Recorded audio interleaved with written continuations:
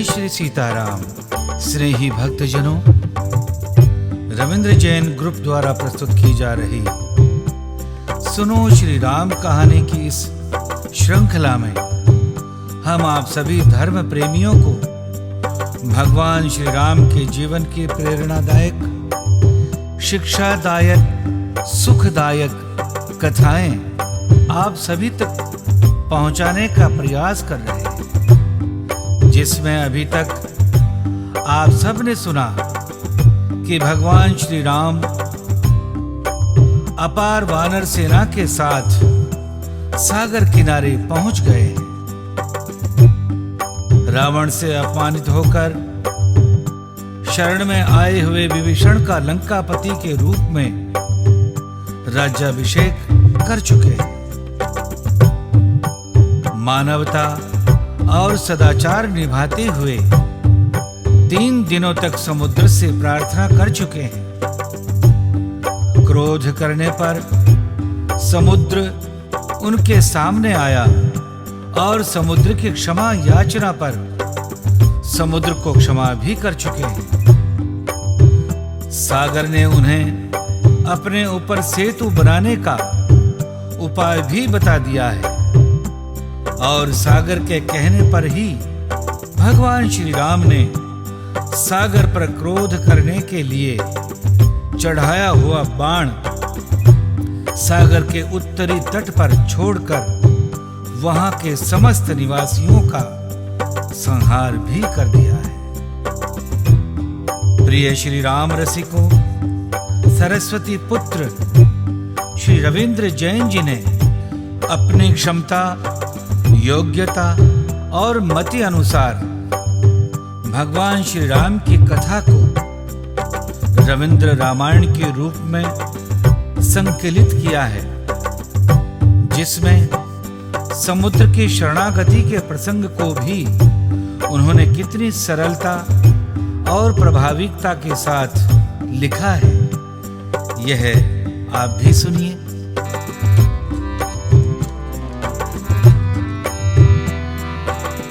मूढ़ जलधि में आपकी क्या गाऊं गुणमाल,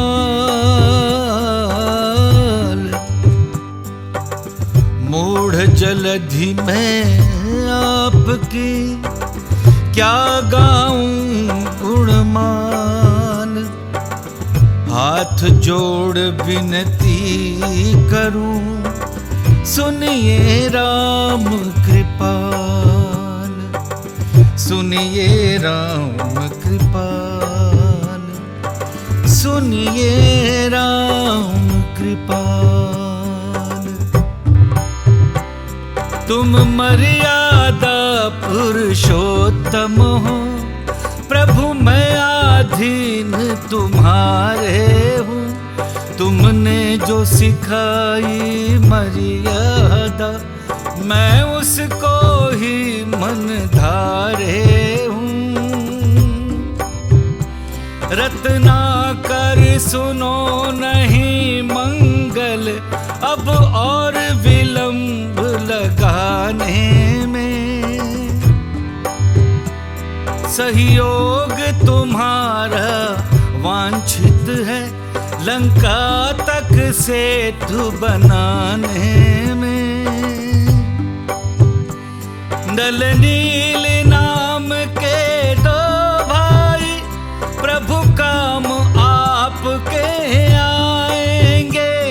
वो जो पत्थर फेंकेंगे, वो पानी में डूब न पाएंगे। जो सबके बंधन काटे उनके हाथों यदि बंध जाऊंगा, तो खारा होने पर भी जग में अक्षय कीर्ति कमाऊंगा। उत्तर तटवासी असुर पहुंचाए मुझे पीर, उन पर छोड़ो नाथ जो मुझ पर साधा तीर। रघुवीर। एवं मस्तु कह राम ने हरा सिंधु कह त्रास। एवं मस्तु कह राम ने हरा सिंधु का त्रास। सागर को हरि शक्ति पर हुआ पूर्ण विश्वास। हुआ पूर्ण विश्वास, निज ग्रह किया निवास। लंका तक सेतु अभी बांधा जाना है। उसके लिए विशाल पर्वत खंड, बड़े बड़े वृक्षों को उपयोग में लाना है। परंतु नर वानर की मैत्री में हनुमान जी सेतु बंध का काम संपन्न कर चुके हैं। प्रभु ने विभीषण जी को शरण देकर अपने शरणागत वत्सल होने का प्रमाण दिया तथा उसका राज तिलक करके लंका पर विजय प्राप्ति का संकेत भी दे दिया। बालकांड में रामलला के योगी विध्यान गम्यम सुंदरतम रूप का दर्शन हुआ तथा भुवन मोहिनी जानकी जी का पाणी ग्रहण करके कोटि काम रति को लज्जित करने वाली मनहर जोड़ी परिलक्षित हुई। अयोध्या कांड में भ्राताओं के प्रेम का सुंदरतम उदाहरण देखने को मिला। अरण्य कांड में नैसर्गिक सौंदर्य तथा मुनिजन मिलाप की सुंदरता अवर्णनीय थी। किष्किंधा कांड को सुंदरता प्रदान की नर वानर की मैत्री ने। परंतु इनमें से किसी भी कांड को सुंदर नहीं कहा गया। कांड सुंदर तब हुआ जब सत्यम शिवम सुंदरम के रुद्रावतार श्री हनुमान जी श्री राम जी का संयोग करने आए। श्री हनुमान जी का नाम संकट मोचन केवल भक्तों के संकट दूर करने के कारण नहीं, वरन भगवान श्री राम के संकट दूर करने के कारण पड़ा। जिनको सागर लांघना सरोवर लांघने के समान दुर्गम दुर्ग पर चढ़ना टीले पर चढ़ने के जैसा लंका फूंकना चूल्हा फूंकने के बराबर था। वे चाहते तो जनक नंदिनी सीता जी को सुकोमल पुष्प के समान उठा ले जाकर राम जी को अर्पित कर देते, परंतु उन्होंने स्वामी के श्रेय में भागीदारी होना दासोचित नहीं समझा और वे कदाचित माता को ले भी आते तो राम जी के राम अवतार का हेतु पूर्ण कैसे होता। असुरों के भार से रसातल में जाती हुई पृथ्वी की रक्षा कैसे होती। श्री हनुमान जी ने अपने लौकिक स्वामी सुग्रीव एवं परलौकिक स्वामी श्री राम जी दोनों पर ही पूर्ण निष्ठा रखी।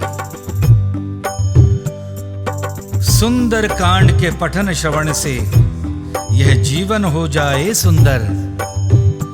वर्तमान में सुंदर कांड का पाठ भविष्य बनाए सुंदर। मंगल के अवतारी का जप मंगल सर्व मिलाए सुंदर। सुंदर तम हनुमान के कारण ही यह कांड कहाए सुंदर। प्रिय श्री राम कथा प्रेमियों, सुनो श्री राम कहानी में अब सुनिए उससे आगे की कथा।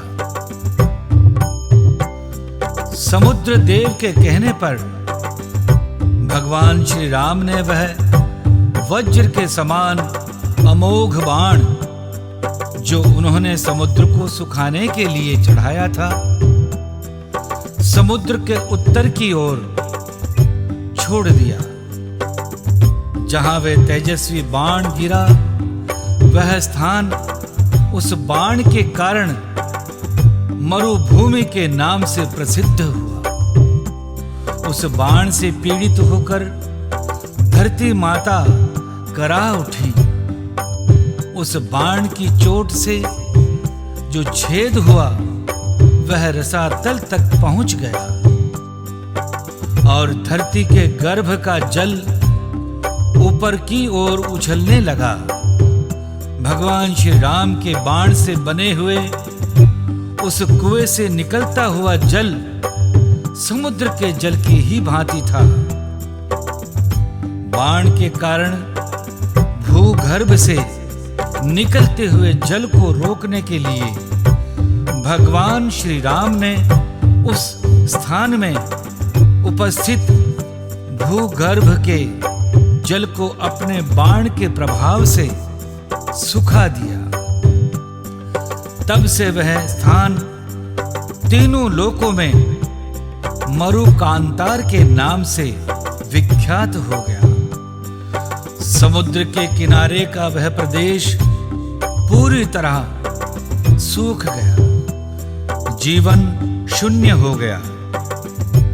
तब दशरथ नंदन श्री राम जी ने उस मरुभूमि को भी वरदान दिया और बोले, यह मरुभूमि पशुओं के लिए हितकारी होगी। यहाँ निवास करने वाले जीवों में रोग कम होंगे। यह भूमि फल, मूल और रसों से संपन्न होगी।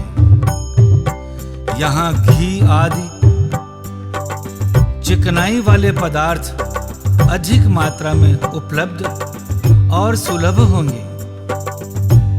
यहाँ दूध बहुत अधिक मात्रा में होगा। इस पूरे क्षेत्र में सुगंध छाई रहेगी और यहाँ बहुत प्रकार की औषधियां उत्पन्न होंगी।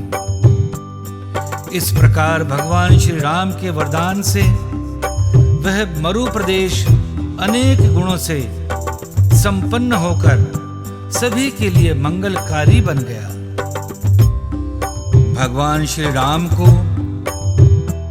स्वस्थ चित्त, शांत और प्रसन्न देखकर समुद्र देव ने नल नील का नाम सुझाया था और उनकी विशेषता बताते हुए आगे समुद्र देव ने भगवान श्री राम से कहा, हे करुणा सागर प्रभु श्री राम, आपकी सेना में जो नल नामक कांतिमान वानर वीर है, वह साक्षात विश्वकर्मा का पुत्र है। इसे इसके पिता द्वारा ही यह वरदान मिला हुआ है कि यह विश्वकर्मा के समान ही शिल्प कला में निपुण होगा। यह महान पराक्रमी और उत्साह से भरा हुआ वानर अपने पिता विश्वकर्मा के समान ही शिल्प कर्म में परम निपुण और समर्थ है। अतः इसके द्वारा आप मेरे ऊपर पुल का निर्माण करवाइए। मैं उस पुल को अपने ऊपर धारण करूंगा। ऐसा कहकर समुद्र देव चले गए। तब श्रेष्ठ वानर वीर नल भगवान श्री राम के सामने आए और बोले, भगवान, मैं अपने पिता की दी हुई शक्ति को स्मरण कर इस अत्यंत विस्तृत समुद्र पर सेतु का निर्माण कर सकता हूं। महासागर ने ठीक ही कहा है। रघुनंदन, इस भयानक समुद्र को राजा सगर के पुत्रों ने ही बढ़ाया है। फिर भी इसने कृतज्ञता से नहीं अपितु दंड के भय से ही सेतु बंध का उपाय बताया है। उपकार को ना मानने वालों को भय दिखाना ही उचित है। प्रभु, मंदराचल पर मेरे पिता विश्वकर्मा जी ने मेरी माता को वर देते हुए कहा था, देवी, तुम्हारे गर्भ से मेरे ही समान पुत्र उत्पन्न होगा और मैं महामना विश्वकर्मा का औरस पुत्र हूं और उन्हीं के समान शिल्पकला में निपुण हूं। इस समुद्र ने आज मुझे इन सभी बातों का स्मरण करा दिया है। महासागर ने जो कुछ कहा है वह बिल्कुल ठीक है। मैं बिना पूछे आप लोगों से अपने गुणों को नहीं बता सकता था, इसीलिए अभी तक चुपचाप था। मैं इस महासागर पर सेतु बनाने में समर्थ हूं, अतः अब आप जैसी आज्ञा करें वैसा ही किया जाएगा। महागुणी नल की बात सुनकर भगवान श्री राम अत्यंत प्रसन्न हुए। प्रिय धर्म प्रेमियों, सेतु बंध का उपाय बताकर समुद्र देव अपने ब्राह्मण स्वरूप को स्वयं में विलीन करने के लिए अपने ही जल में समा गए। निज भवन गवन सिंधु श्री रघुपति ही यह मत भायउ, यह चरित कलिमल हर जथा मत दास तुलसी गायउ। सुख भवन संशय समन तवन विषाद रघुपति गुण गना, तजि सकल आस भरोस गावहीं सुनहि संतत सठ मना। सकल सुमंगल दायक रघुनायक गुणगान, सादर सुनहि ते तरहि भव सिंधु बिना जल जान, सिंधु बिना जल जान। भगवान श्री राम का यह चरित्र कलयुग के पापों को हरने वाला है। इसे तुलसीदास जी ने अपनी बुद्धि के अनुसार गाया है। श्री रघुनाथ जी के गुण समूह सुख के धाम, संदेह का नाश करने वाले और विषाद अर्थात चिंता का दमन करने वाले हैं। अरे मूर्ख मन, तू संसार का सारा आशा भरोसा त्याग कर निरंतर उन्हें गा और सुन। श्री रघुनाथ जी का गुणगान संपूर्ण सुंदर मंगलों का देने वाला है। जो इसे आदर सहित सुनेंगे वे बिना किसी जहाज या अन्य साधन के ही भव सागर को तर जाएंगे।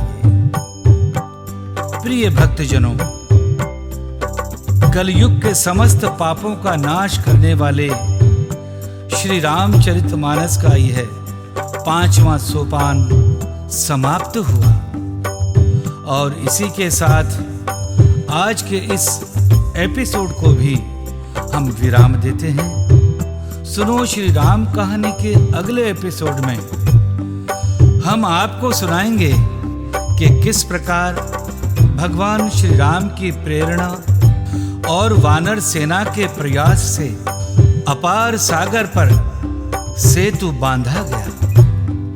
इन सभी रोमांचकारी, आनंदकारी और लाभकारी कथाओं को सुनते रहने के लिए हमारे चैनल को सब्सक्राइब कर लें और हमारे साथ बने रहें, जुड़े रहें।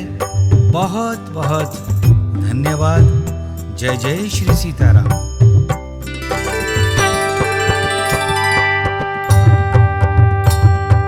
सिया राम जय राम जय जय राम। सिया राम जय राम जय जय राम। सिया राम जय राम जय जय राम। सिया राम जय राम जय जय राम। रघुनंदन जय जय सिया राम। रघुनंदन जय जय सिया राम। रघुपति राघव राजा राम। रघुपति राघव राजा राम। पतित पावन सीताराम। पतित पावन सीताराम। सिया राम जय जय राम। सिया राम जय जय राम। सिया राम